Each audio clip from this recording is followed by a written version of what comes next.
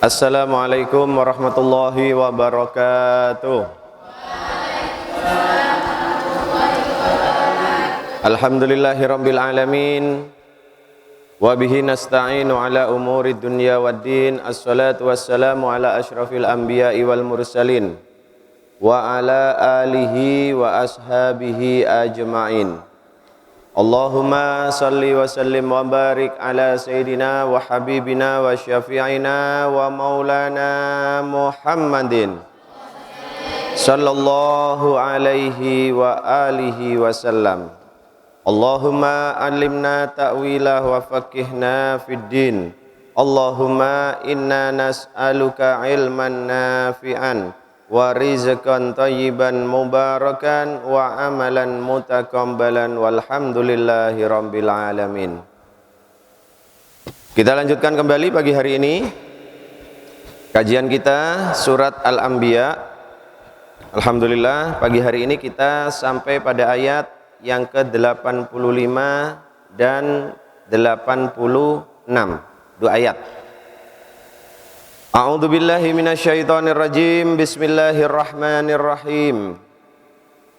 Wa Ismaila wa Idrisa wa dzal kifli kullum minas sabirin wa adkhalnahum fi rahmatina innahum minas salihin. Shadaqallahul azim wa sadaqa rasuluhun nabiyil karim wa nahnu ala dzalika minasyahidin wasyakirin walhamdulillahi rabbil alamin. Para santri dan para pendengar di rumah, ayat yang akan kita pelajari pagi hari ini, dua ayat ini mengkisahkan kisah Nabi yang berikutnya. Setelah di ayat yang sebelumnya kita telah mempelajari kisah Nabi Ayub alaihi salam, di mana dijelaskan oleh Allah tentang kesabaran tingkat tinggi yang dimiliki oleh Nabi Ayub alaihi salam menghadapi cobaan-cobaan dari Allah, ujian-ujian dari Allah, baik ujian berupa kehilangan harta, ujian berupa kehilangan anak-anak yang dicintai, bahkan ujian penyakit yang sungguh sangat berat yang menimpa diri Nabi Ayub alaihi salam sampai beliau diasingkan oleh kaumnya, hanya hidup berdua dengan istri yang dicintainya. Buah dari kesabaran yang sudah dialami oleh Nabi Ayub, akhirnya Allah memberikan kenikmatan-kenikmatan yang sungguh sangat besar.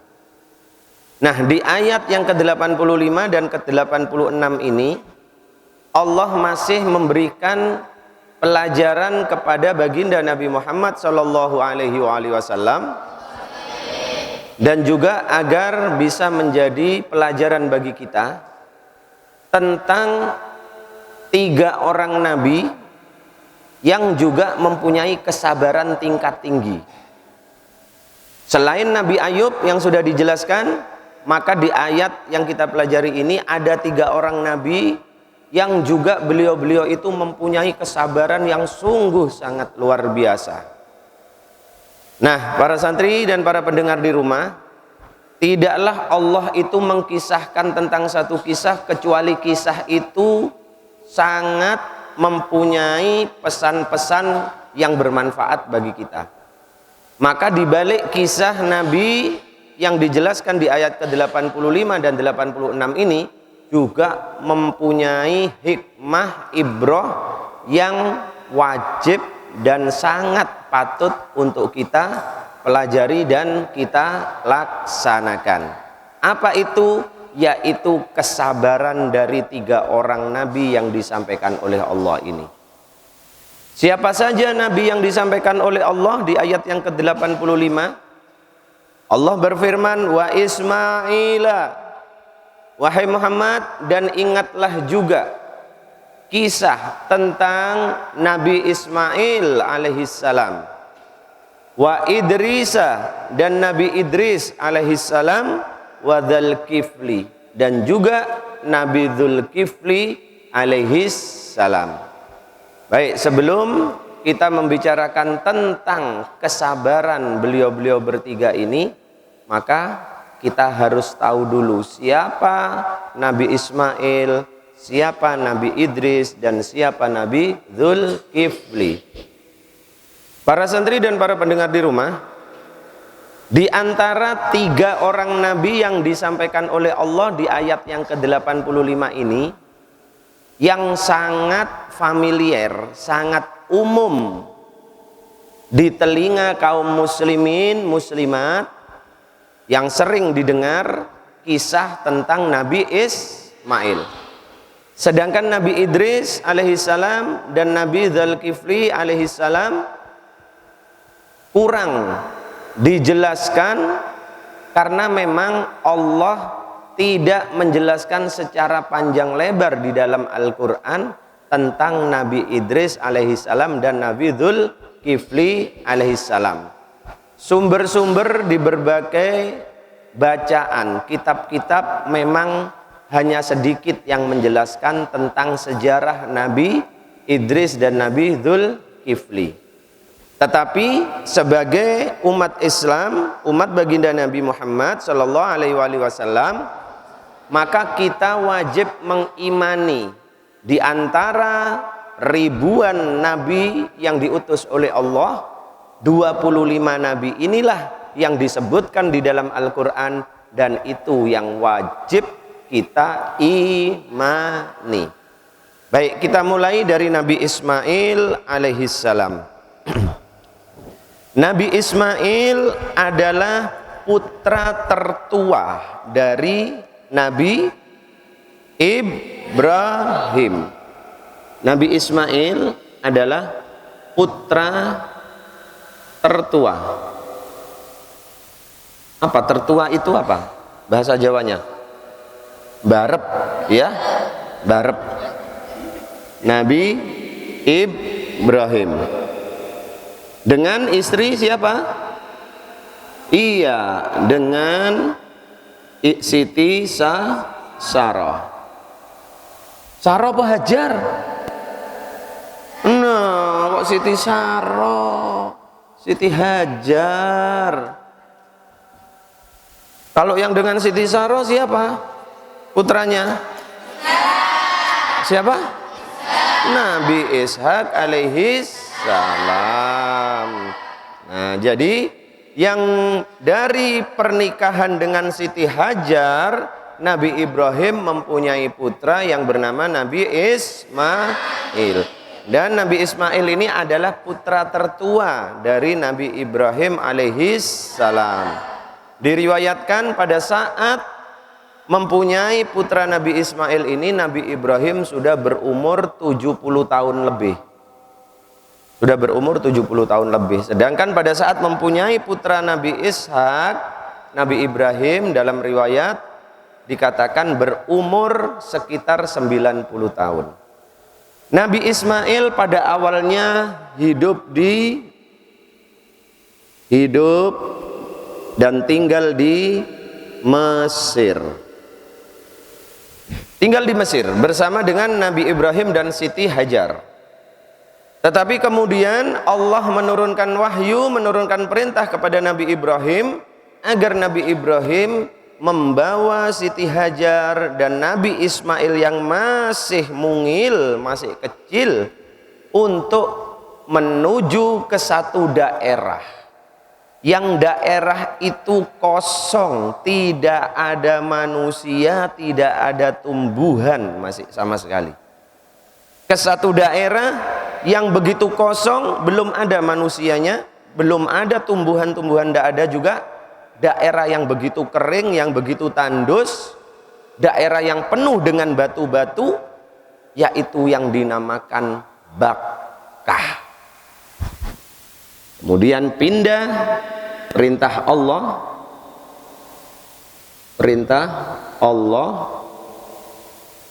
berpindah ke Bakkah.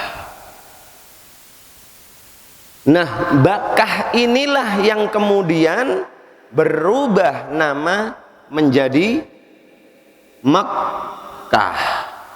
Nah, ini. Nah, para santri dan para pendengar di rumah, pada saat Nabi Ismail masih mungil, maka dibawalah Nabi Ismail beserta Siti Hajar oleh Nabi Ibrahim menuju Bakkah. Di sana tidak ada kehidupan, manusia tidak ada, tumbuhan tidak ada. Daerahnya begitu tandus, panas, gersang, hanya batu-batu. Pada saat sudah tiba di Bakkah, maka tidak lama kemudian turun lagi perintah Allah kepada Nabi Ibrahim alaihissalam agar Nabi Ibrahim meninggalkan Siti Hajar bersama Ismail di Bakkah. Kemudian Nabi Ibrahim diperintahkan oleh Allah kembali lagi ke Palestina untuk berkumpul lagi dengan istri pertama beliau yang bernama Siti Sarah. Sehingga Nabi Ismail dan ibunya ditinggal oleh Nabi Ibrahim alaihissalam. Siti Hajar saat itu kemudian dengan penuh keikhlasan, dengan penuh kesabaran mengatakan kepada Nabi Ibrahim, wahai Ibrahim suamiku, jika memang ini perintah dari Allah, engkau harus meninggalkan kami berdua di satu daerah yang tidak ada kehidupan sama sekali, tidak ada manusia satupun, tidak ada tumbuhan, maka aku rela, aku ikhlas, aku ridho, laksanakan perintah Allah. Itu kalimat Siti Hajar. Subhanallah. Maka ditinggallah beliau berdua. Nabi Ibrahim kemudian melakukan perjalanan menuju Palestina. Para santri dan para pendengar di rumah, pada saat Nabi Ibrahim sudah tidak ada, maka tidak lama setelah itu persediaan air minum sudah habis, persediaan makanan juga sudah habis. Karena memang tidak ada bahan makanan, tidak ada manusia saja, tidak ada di situ. Maka Nabi Ismail kecil merasa kehausan, menangis. Maka Siti Hajar saat itu berlari-lari mencari apakah ada air yang bisa ditemukan. Nah, inilah yang menjadi awal mula kemudian disyariatkan bagi orang yang umrah dan ibadah haji melaksanakan sa'i dari Bukit Sofa ke Bukit Marwah. Itulah awal sejarah disyariatkannya melaksanakan ibadah sa'i. Berlari-lari Siti Hajar, bolak-balik, ternyata tidak menemukan air.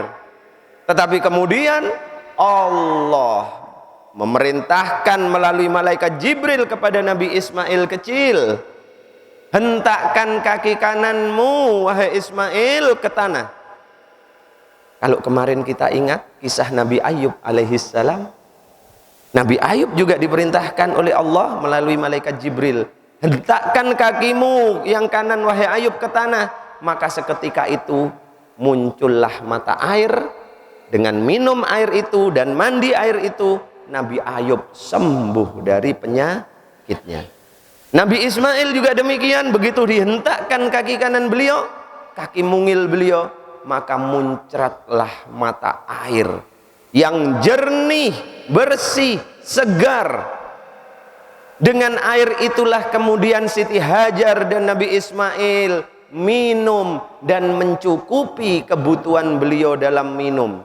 Dan itulah yang dinamakan sumber mata air Zam-Zam.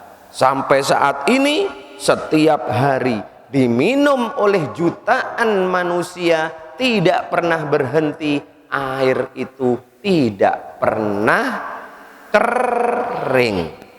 Inilah yang dinamakan mata air Zam-Zam.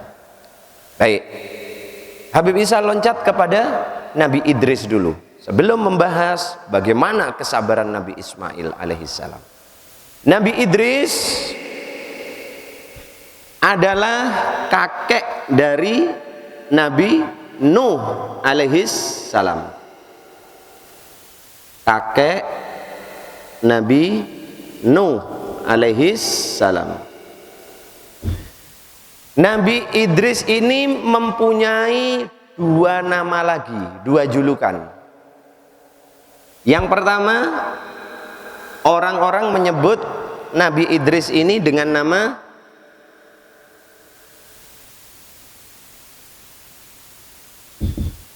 Uhnuk. Uhnuk. Disebut dengan nama Uhnuk. Ini bahasa mereka dahulu. Kemudian orang-orang Mesir kuno memberikan nama kepada Nabi Idris ini dengan sebutan Uzuris. Uzuris. Dan orang-orang Mesir kuno menyembah Uzuris ini. Ya. Jadi Nabi Idris itu mempunyai dua nama lain lagi yang diberikan oleh masyarakat. Yang pertama, Nabi Idris dinamakan dengan Uhnuk, dipanggil dengan Uhnuk. Yang kedua, Nabi Idris juga dipanggil dengan Uzuris. Uzuris ini adalah nama yang diberikan oleh bangsa Mesir kuno, yang diberikan oleh bangsa Mesir kuno. Nah, para santri dan para pendengar di rumah, bangsa Mesir kuno itu begitu memuliakan Nabi Idris alaihi salam. Kenapa? Karena orang-orang Mesir kuno itu menganggap Nabi Idris ini adalah guru untuk umat manusia pertama kali. Guru pertama kali bagi manusia. Mereka memberikan gelar, orang-orang Mesir kuno ini, kepada Nabi Idris adalah guru manusia yang pertama kali. Kenapa Nabi Idris dikatakan sebagai guru bagi mereka? Karena Nabi Idrislah manusia yang pertama kali mengajarkan menulis, kemudian pertanian, kemudian pertukangan, kemudian menjahit. Nah, menjahit. Nabi Idris pertama kali. Di dalam sejarah umat manusia, Nabi Idrislah manusia yang pertama kali yang mengajarkan menulis. Kemudian beliau yang pertama kali mengajarkan kepada manusia menjahit, cara bertani, bercocok tanam, cara bertukang. Inilah Nabi Idris yang pertama kali mengajarkan. Sehingga orang-orang Mesir kuno saat itu yang menjadi umat Nabi Idris mengatakan Nabi Idris adalah guru pertama kali bagi manusia. Paham tum? Baik. Sekarang selanjutnya kepada Nabi Dzulkifli.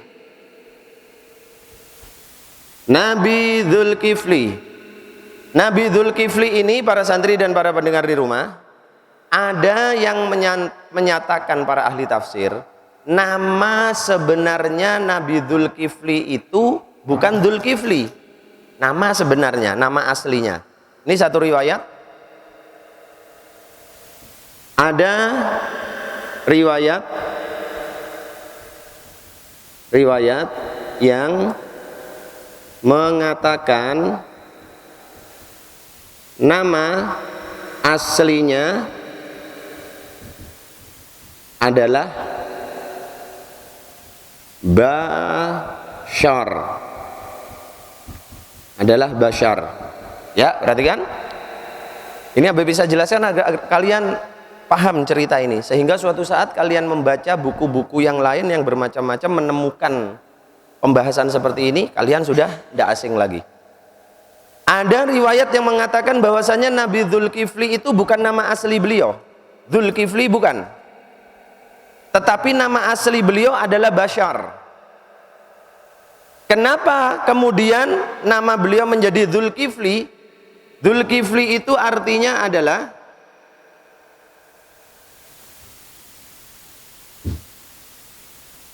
Dzulkifli artinya adalah yang menanggung atau penanggung. Kenapa kemudian diberikan nama Dzulkifli?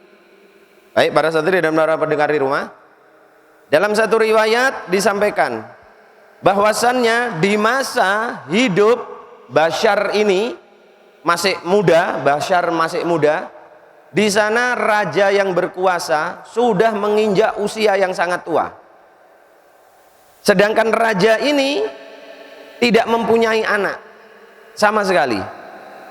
Kemudian raja karena sudah usianya begitu lanjut, maka raja menganggap dirinya harus segera mempunyai seorang pengganti. Tetapi raja ini tidak punya anak.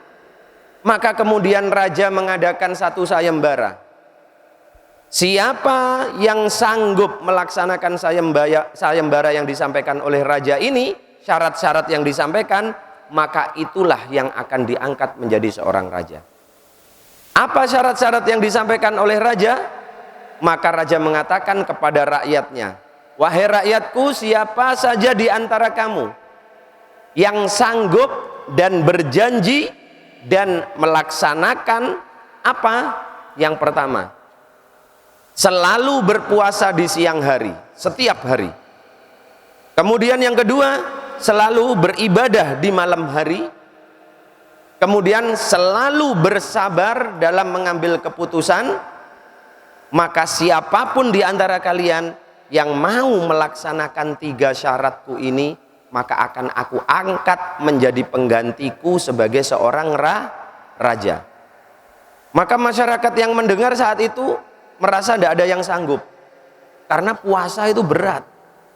Sedangkan raja syaratnya setiap hari harus berpuasa di siang hari, setiap hari, dan sepanjang malam harus beribadah kepada Allah Subhanahu wa ta'ala. Sedangkan dalam berbagai persoalan tidak boleh ada rasa marah sama sekali, harus bersabar. Menghadapi masyarakat harus bersabar. Nah, para santri pendengar di rumah, maka tidak ada masyarakat yang berani angkat tangan saat itu.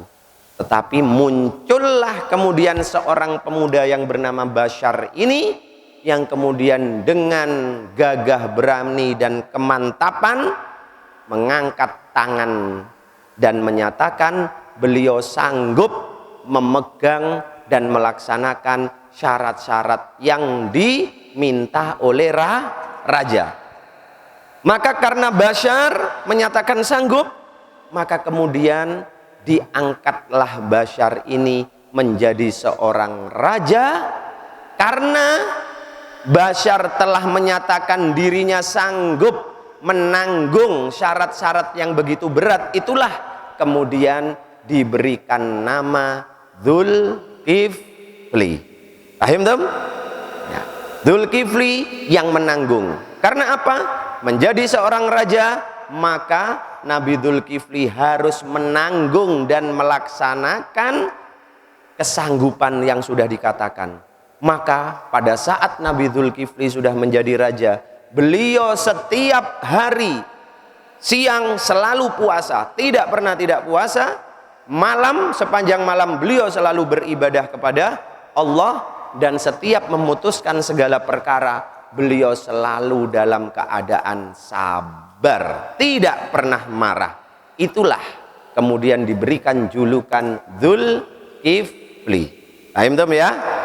Nah, baik para santri dan para pendengar di rumah, kisah-kisah semacam ini yang tidak terdapat di dalam Al-Quran dan juga tidak terdapat di dalam hadis baginda Nabi, misalkan kita tidak menemukan di dalam Al-Quran kisah seperti itu, kemudian di dalam hadis Nabi kita juga tidak menemukan, maka kisah-kisah seperti itulah yang dinamakan kisah-kisah Israiliyat. Kisah Israiliyat. Israiliyat adalah kisah yang tidak terdapat di dalam Al-Quran dan juga hadis. Bagaimana sikap kita terhadap kisah-kisah Israiliyat ini? Karena begitu banyak kisah-kisah Israiliyat. Selama kisah-kisah Israiliyat ini tidak bertentangan dengan akidah kita, tidak bertentangan dengan syariat Islam, maka kita diperbolehkan untuk mengambil kisah-kisah ini. Tetapi apabila kisah-kisah ini kemudian bertentangan dengan syariat agama kita, maka kita dilarang untuk mengambil kisah itu. Kisah Israiliyat itu apabila tidak didapatkan di dalam Al-Quran secara jelas, detail, dan baginda Nabi di dalam hadis beliau juga tidak mengkisahkan secara detail, tetapi kok ada kisah seperti itu, itulah kisah Israiliyat. Kita tidak harus menolak, tidak diperbolehkan kita oleh para ulama untuk mengambil kisah-kisah Israiliyat itu selama kisah-kisah tadi tidak bertentangan dengan hukum syariat Islam, tidak bertentangan dengan akidah Islam. Paham tom? Baik. Inilah sekelumit kisah Nabi Idris dan kisah Nabi Dzulkifli alaihimassalam. Sekarang kita kembali kepada Nabi Ismail alaihissalam.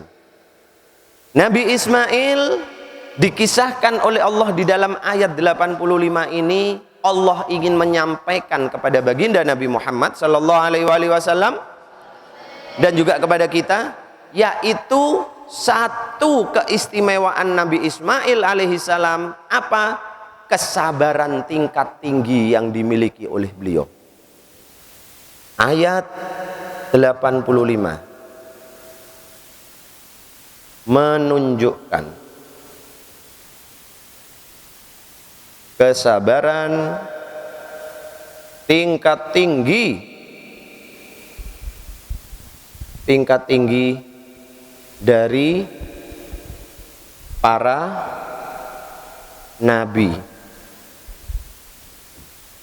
Bukan sekedar sabar, tapi kesabaran yang tingkat tertinggi yang dimiliki oleh para nabi. Nah, ini yang dikisahkan oleh Allah.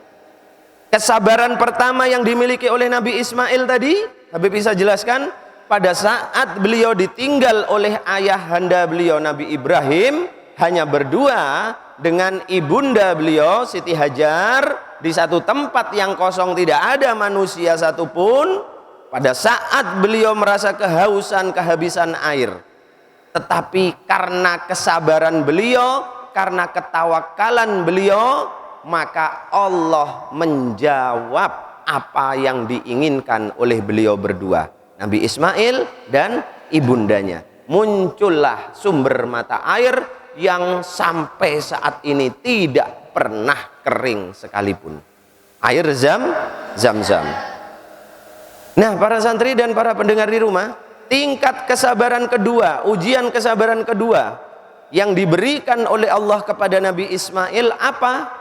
Yaitu pada saat Nabi Ismail alaihissalam sudah beranjak remaja, usia beliau sudah remaja, sudah tinggal di Mekah sekian lama dengan ibunda tercintanya, maka pada saat Nabi Ismail sudah remaja, Nabi Ibrahim alaihissalam baru kemudian datang lagi ke Mekah.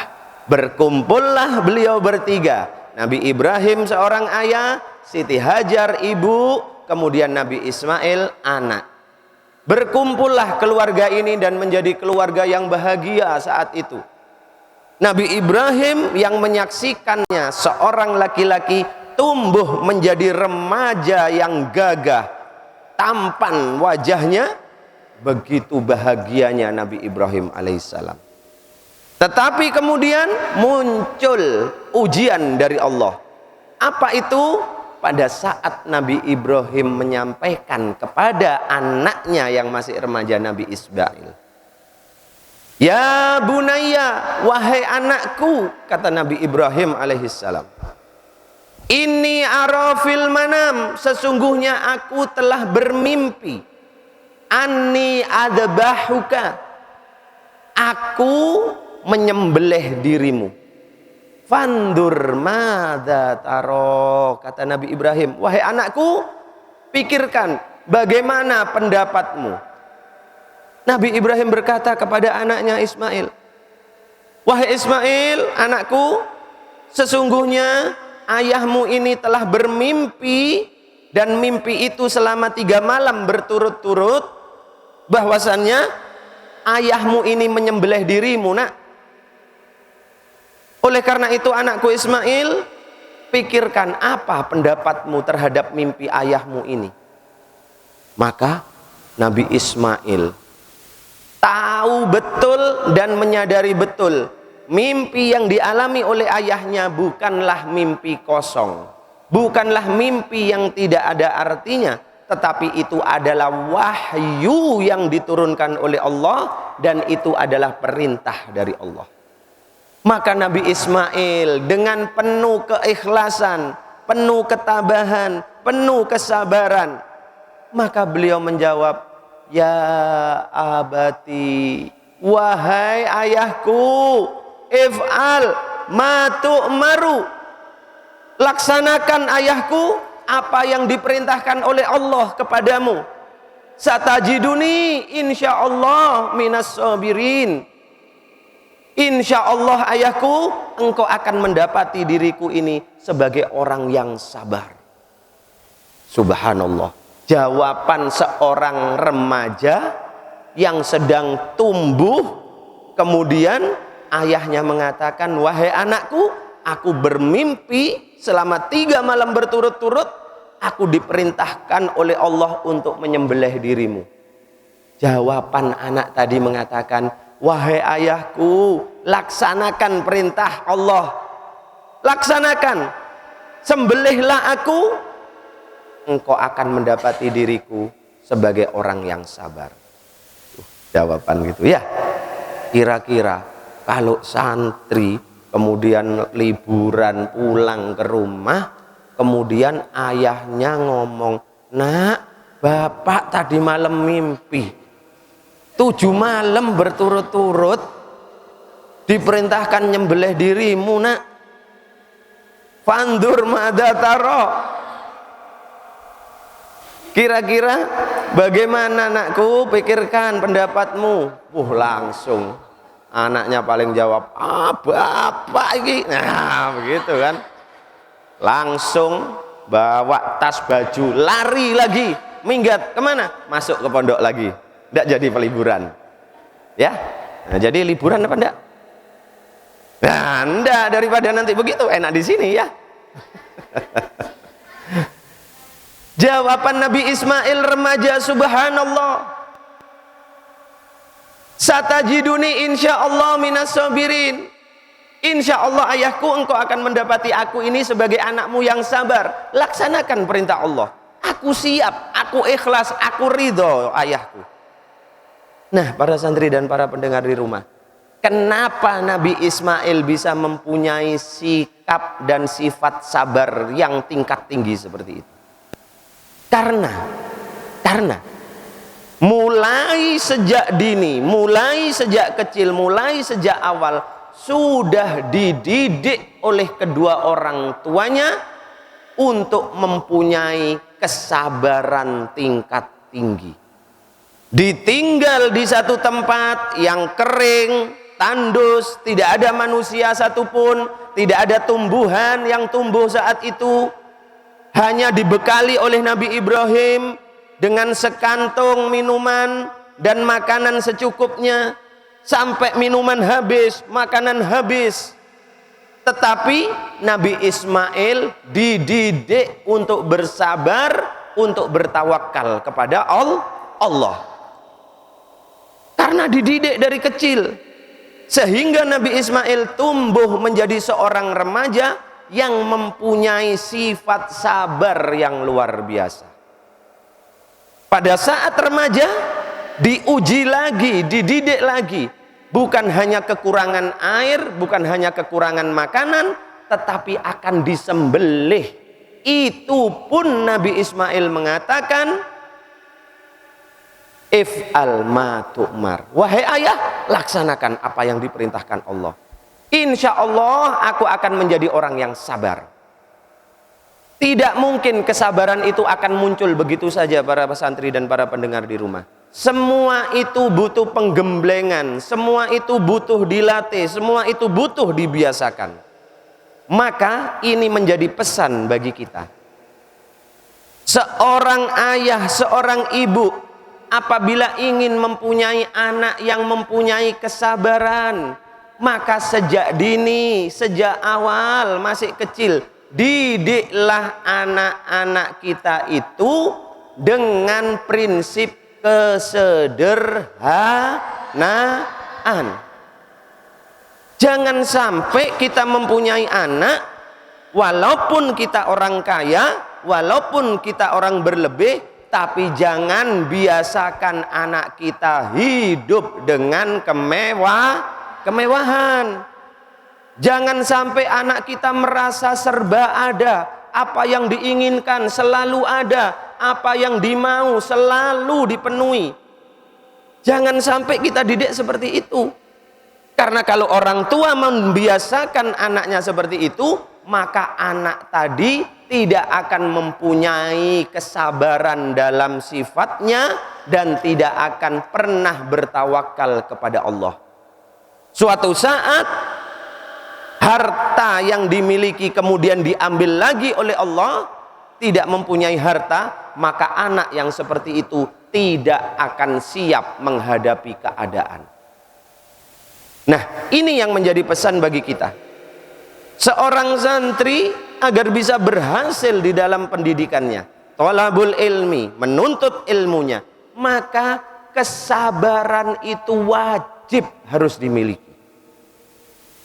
Tidak ada kata berhasil tanpa adanya kesabaran. Selama di pondok berpisah dengan orang tuanya, tidak bisa berkumpul dengan orang tuanya, makan tidak bisa bersama orang tuanya, tidur pun tidak bisa tidur di kasur empuk yang biasa ditiduri, kamar pun tidak sendirian. Kalau dulu di rumah satu kamar hanya ditempati sendiri, tetapi sekarang satu kamar ditempati 25 santri. Mandi kalau di rumah dulu bisa setengah jam, 1 jam di kamar mandi. Gak ngerti kenapa kok betah sekali.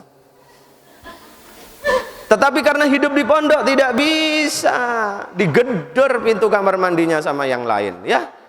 Nah, tidur kalau di rumah, mungkin orang tuamu begitu adzan subuh mau membangunkan dirimu, kasihan, kasihan anakku, ojo wes, akhirnya ndak sholat.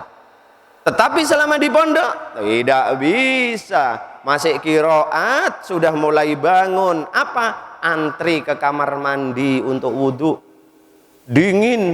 Setelah itu melangkahkan kaki ke masjid sampai jam 6 baru turun dari masjid.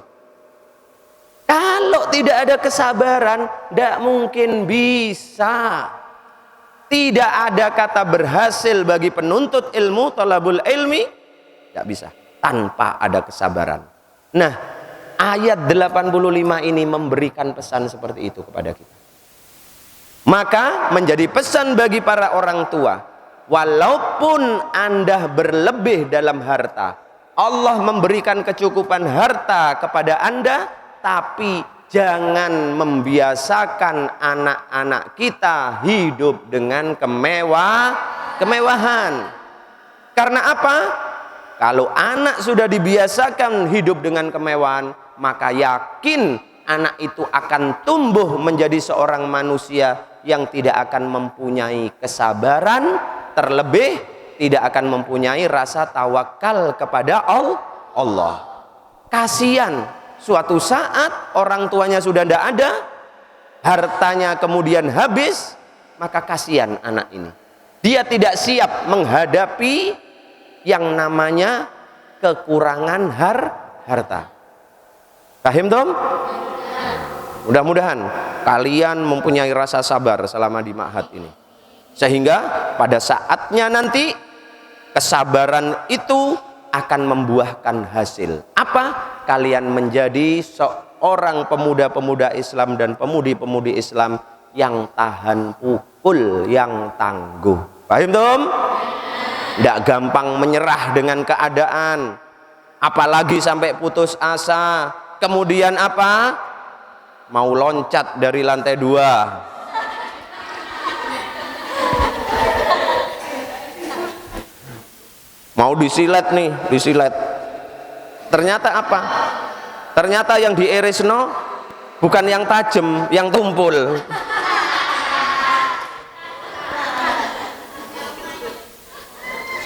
Nah, inilah para santri semuanya.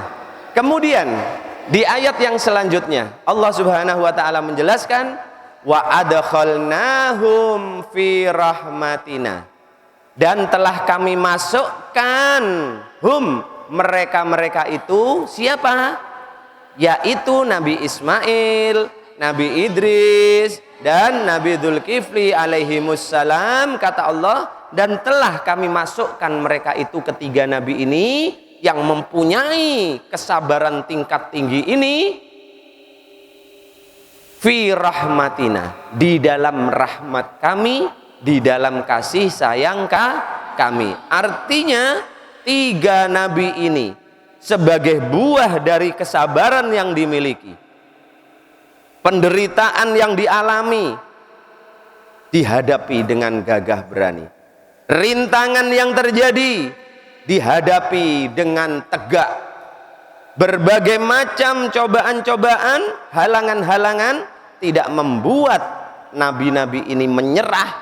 Maka karena kesabaran itulah Allah kemudian memberikan anugerah apa?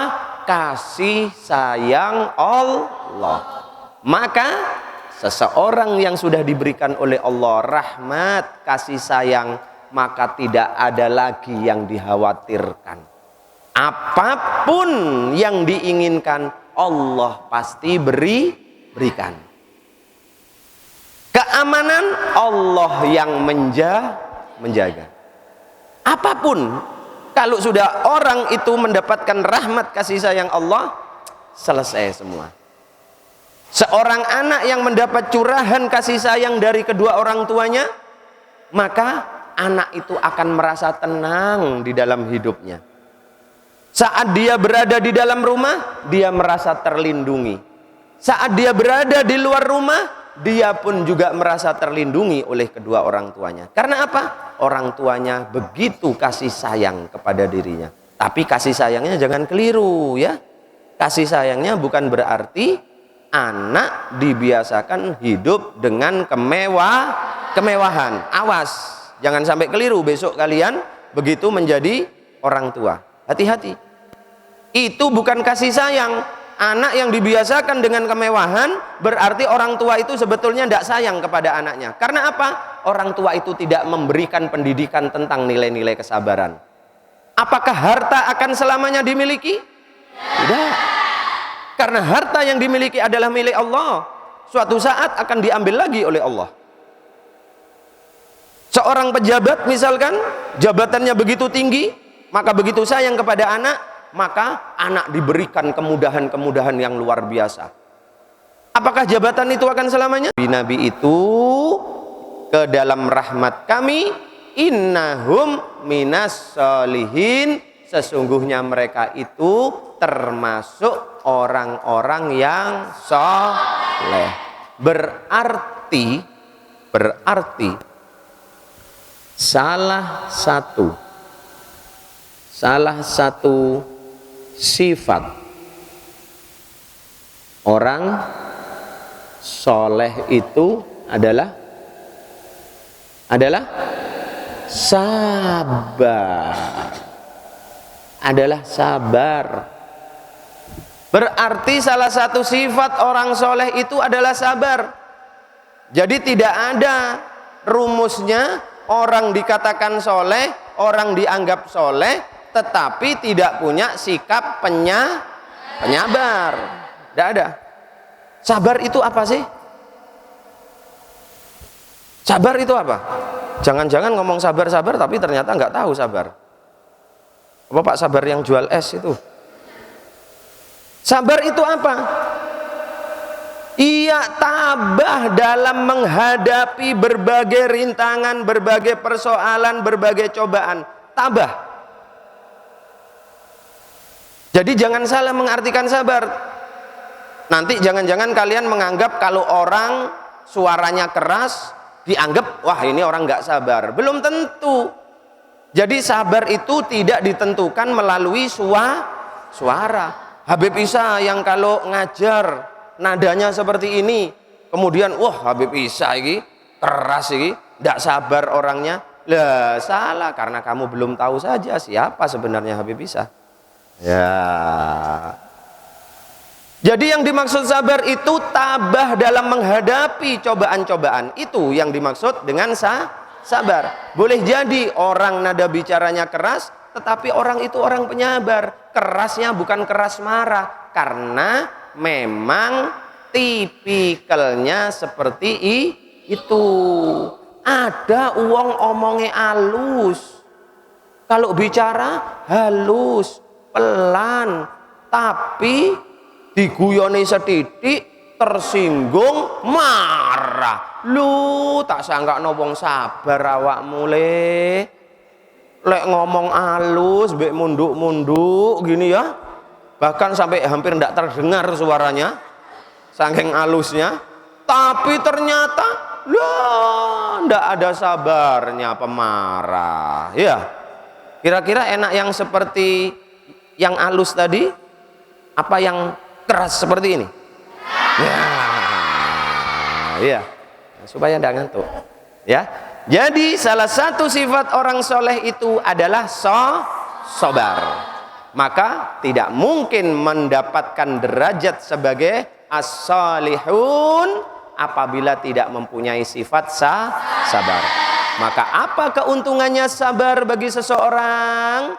Innallaha ma'as sabirin. Wallahu yuhibbus sabirin. Kok wallahu a'lam? Oh susu wallahu a'lam. Lah ini kurang sabarnya ini ya. Wallahu yuhibbus sabirin. Allah itu mencintai orang-orang yang sabar. Nah para santri semuanya, salah satu keuntungan orang yang bersabar yang diberikan oleh Allah kepada orang-orang yang sabar apa? Yadkhulul jannah bighairi hisab, yaitu akan dimasukkan ke dalam surga tanpa dihisab. Ini orang-orang yang sabar. Oleh karena itu, kepingin besok dimasukkan surga tanpa dihisab oleh Allah? Ya, jadilah orang yang sabar. Ya, jangan mudah ngamuan, jangan mudah tersinggung. Wallahu a'lam bishawab. Bismillahirrahmanirrahim.